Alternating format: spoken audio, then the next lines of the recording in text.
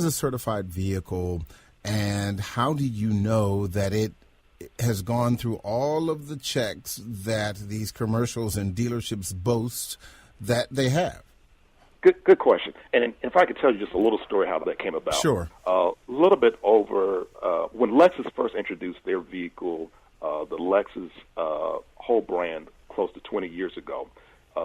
Several years after they put customers into what they call leases, and leases are like renting anything, where you have it for a short term, and then after the short term, you put a designated number of miles on it. You're restricted to miles on it, and then you'll turn those vehicles in. And they're fairly relatively good vehicles, been well maintained, and they still may be within the warranty, the manufacturer's new warranty period, or they may be out of it just slightly. So they make it very good used vehicles on the marketplace. Well, Lexus had a slew of these vehicles that were coming back in during that time period, and what they did is that they wanted to find a way to market the vehicle that'll be totally different than a used vehicle from going to a used car store or buying a vehicle from a private owner. So what they did is they called the vehicle certified. They sent it through a 150 inspection process where they put new tires on it, new wheels on it, make sure that there were dents and dings that were pulled out of the side of the vehicle. If a new windshield needed to be placed on it, they did that. They spruced up the leather interior of the vehicle, and then they did one thing that really went beyond what any used car dealership had ever done before. They added a warranty on it, and the warranty may have been for an additional 1 year, 35,000 miles on it, or 2 years, 24,000 miles on it. Just depends. So that's where that term certified came from. Now, there are different certified manufacturer programs that are out there. There are those that are offered by the manufacturers themselves.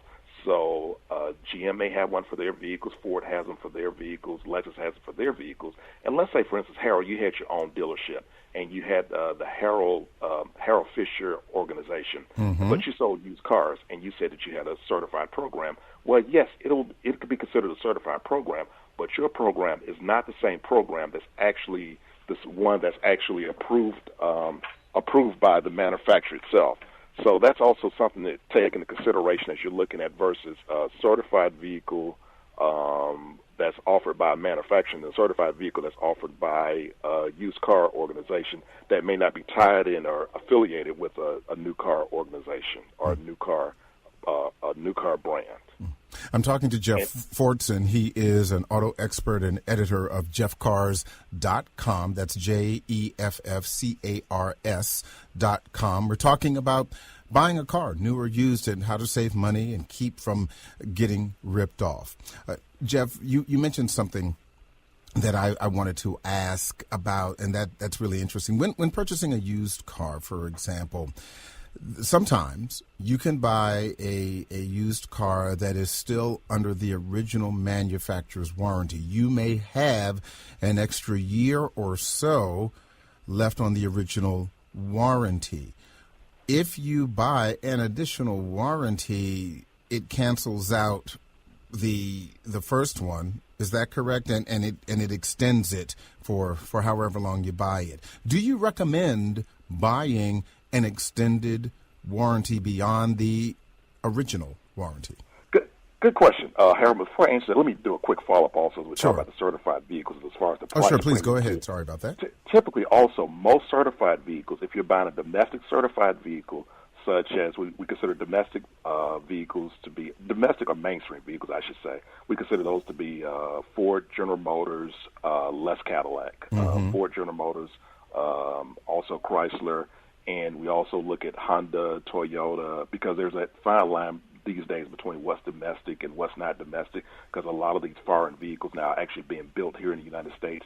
So typically if you buy a certified vehicle that's considered a mainstream high-volume vehicle, is that you're going to pay anywhere maybe between $500 to $1,500 more than a non-certified vehicle that it's maybe sitting next to at the dealership lot. And also, if you're looking at buying like a Lexus, a BMW, or Mercedes with a certified program on it, those vehicles are going to approach you anywhere between $1,500 to maybe $2,500 more than their typical non-certified vehicles. But the great thing about it, they've got these warranties that come along with it. Case in point, I just worked with a customer recently who purchased a Volkswagen, and they decided that they did exactly what I mentioned in the earlier conversation, is that they purchased the vehicle from the service department through the dealership that came out of the service department. So it was a brand new vehicle, a virtually brand new vehicle, had 7,000 miles on it, and it still had the remainder of the manufacturer's warranty on it. But the customer decided they wanted to add also the certification to it. The certification process was only $595 for this particular vehicle on it, so it just made good sense to do it, to add this on, which gave them an additional year of warranty in addition to whatever the remaining warranty was on that new vehicle. So it just made smart sense from that standpoint. Now, the question that you mentioned was, does it make sense to buy a service contract? And that's a very good question. And I say it depends upon the vehicle that you're purchasing. Many years ago, calling my getaway vehicle, probably 2 decades ago when I worked for the Chrysler Corporation, and I knew the history of our vehicles. One thing also I recommend for consumers also, before you purchase any used vehicle from a private owner or from a reputable dealership, is that first you need to check and see if you're buying a used vehicle. You can go to, there's a number of reports that are available on the internet. I wrote an article for Essence in March of this year, which is a collector's edition with Oprah on the front cover of it. And what I did was gave a number of my virtual tools, gave up all of my good secrets as far as things that you should, websites that you should reference before making a purchase decision. So one of the ones I recommend is to go to J.D. Powers. And JDPowers.com is the industry guru for analyzing actual consumer feedback on vehicles that they've purchased. So vehicles that are 3 years old, between maybe 3 months old to 3 years old, is that they have reliable data that's available that shows you. So if you're in the process of buying, let's say this $45,000 BMW, decides you want to buy a used BMW and step it up to the 5 Series. So what you can do is you can go and look and see if you're buying a 2014 model or if you're going to go buy a 2010 model. You can check and see how the vehicle rated based upon electrical aspect of it. So the power windows and power door locks, that consumers have problems with that. Did they have problems with the air condition? Did they have problems with leaking? Did they have problems with what we call these days infotainment systems? Did the navigation system work properly? Were you able to connect and adapt different technology from your phones these days? And you have that information that's available for you. Also, it tells you the powertrain and the engine. Did they last, or what was the reliability rating on those? I would use that as a measurement tool to determine if you should purchase a service contract or not for the vehicle. There's this whole theory that's out there is if you're buying a foreign vehicle, some foreign makes, is that those are more reliable than American makes. Well, at one time that was true, but things have actually changed now. You've got a number of American makes are actually that are a lot better than foreign makes. And again, you can refer to J.D. Powers, and they're kind of the industry guru, and they have that information that's available for you. Also, Consumer Reports, which is also another reliable resource that a lot of us utilize, they just came out with a report recently stating that they are totally against buying service contracts. And I'm totally against them making that comment, because if they're actually out in the marketplace buying a vehicle and you end up buying a vehicle that you have issues with that needs to be repaired under warranty, and that needs to be repaired, and you can't afford the expenses, and had you purchased the service contract, then you would be in a position to get the vehicle repaired. So what I say again is to refer to the J.D. Powers report, let that kind of guide you through the process itself, and then also before you buy a service contract, again, everything is negotiable. Is that there are different types of service contracts. So there are those that are approved by the manufacturer itself. So let's say if you're going into a Buick store to buy a Buick product, or you're going to the BMW store to buy a BMW product, check and call several finance departments to see what is the manufacturer's warranty called that's offered by that particular make that you're purchasing. Because a lot of times what the dealers will do is that they will offer you maybe an independent service contract. Even if you go to some of your insurance companies like State Farm or Allstate, they have their independent service contracts they sell also.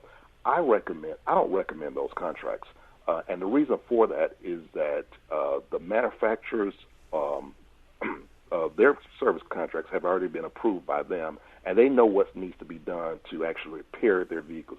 I got a good example for you. Many years ago, when I purchased a service contract for a Chrysler vehicle, which I owned because I worked for them at the time, and I had a problem with the transmission on the vehicle.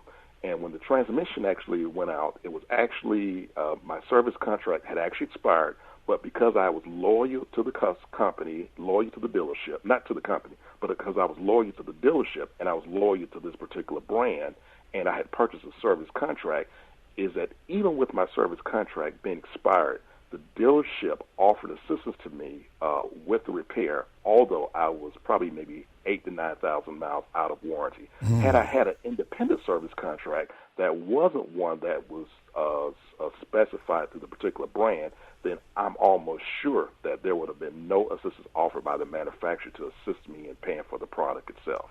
I only have about I only have about 3 minutes left, but I wanted to ask about just quickly a couple of things. Is there a best time of the year, best time of the month for a customer to buy a car? Good question. And actually, there's a number of different answers to that.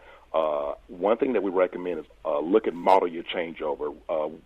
We just finished the auto show season in New York, which is a huge auto show season. Starts in Detroit, goes from Detroit, Chicago to New York, and all the others are kind of small shows. So there are a number of new products that are going to be introduced that are actually be hitting the dealerships within the next, some within the next month, some by the fall of this year. So my recommendation is that if you're looking at a 214 model and the 215 model is coming out, is that wait until the 215 model comes out that's totally reworked, and you're more than likely to get a better deal on the 215 model because the dealership is trying to clear inventory, and they'll have large discounts available on that. Also, another thing to look at is seasonal change. We're now moving from the spring to the summertime. We're now moving from winter to the springtime. So this could be the best time now to consider buying 4x4 vehicles, all-wheel drive vehicles, whereas the best time to buy convertibles would be during the wintertime when inventory is going to be high on it. Nobody's thinking about those type of vehicles. Also, buying at the end of the month, where dealers actually have incentives on it from the manufacturer to hit sales objectives and sales goals, is that buying at the last day, but also you got to make sure that you've done your homework and that you're prepared when you go in, is that you could also get more likely to get a better deal at that time period also. I wrote an article for Black Enterprise, again, a few years ago, and I specified a number of those things to just kind of look at as you're making that move with the whole car buying process. And Harold, can I add one other thing that sure, go ahead. We kind of steered away just from a little bit with the financing aspect of it. One thing that we didn't tap on is that the financing is kind of the bigger picture of this whole process. Is that sometimes we get caught up in buying the more so in the overall look of the vehicle. And one thing that I tell people is you better get your finances right. Even if you're going in with some credit issues, you need to bring some money to the table, because you can end up paying for a vehicle for what considered to be, in some cases, a lifetime. And that's as a result because you just didn't shop around to make sure that you could get the best possible interest rate. There's a study that came out January of this year that showed that African American and Hispanic consumers, regardless of education and income, even when they negotiate, is that they're typically still paying more for financing a vehicle than other groups are.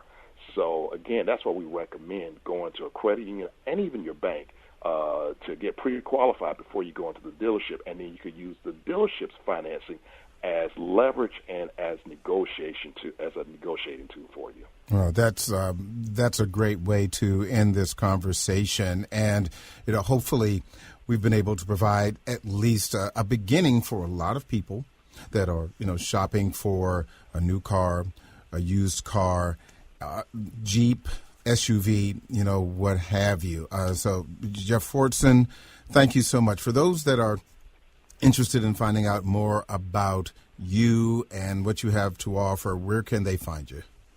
Actually, they can find me, again, as you mentioned earlier, they can go to my website, JEFFCARS.com, and they can reach out to me through the info@JEFFCARS.com mailbox. Also, I'm available also to conduct car buying clinics around the country. I've worked with a number of schools, organizations, even with some automakers, and helping to educate consumers about automotive financial literacy.